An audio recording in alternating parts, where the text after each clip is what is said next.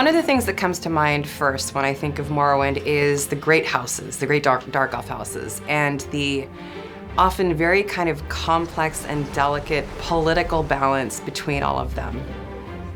They are very different in the way that they appear and their role in that society.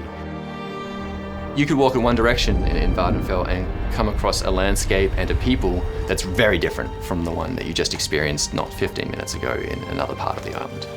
When we were, designing some of the outfits and the armors for the game, like if I had to summarize it in one word, alien, I think is a really good word to describe that. A lot of these armors, when you wear them, you look uniquely Morrowind. It's really a look that you wouldn't see anywhere else in Tamriel. We wanted to capture some of those armors that are really familiar to players, capture some of the classic nostalgia, and bring something that was familiar but definitely looks kind of alien. The creatures themselves, I think, did a really good job of also selling the world that you were in. You'll be wandering around, enjoying yourself in the environment. You hear that first sound and it's like, cliff racers. Where is it? I also really like the Quama in the scrib. They're pretty cute for strange buggy creatures. Also in the Morrowind chapter, we had these very cute little creatures called the Vardvarks, which is a fun play on Vardenfell and Aardvark.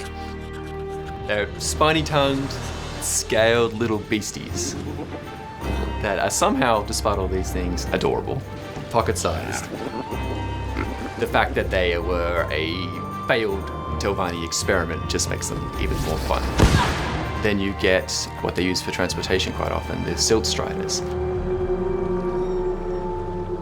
Think the most disgusting flea and just magnify it by about 8 million. If you run up to it with your character, you're like looking way the hell up there. They are giant.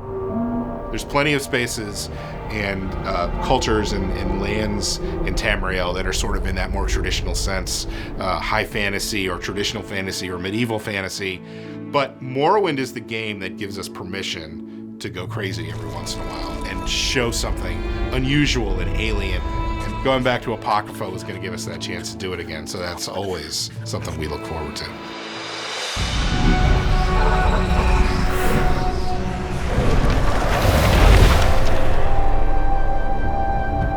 The secret that sort of lies at the heart of every dark elf, that drive that makes them reach out for power, that is a thing that's part and parcel of the Telvanni.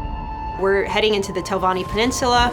We're also getting to see Apocrypha, which is like this really ultra spooky, creepy area, and I just love that stuff.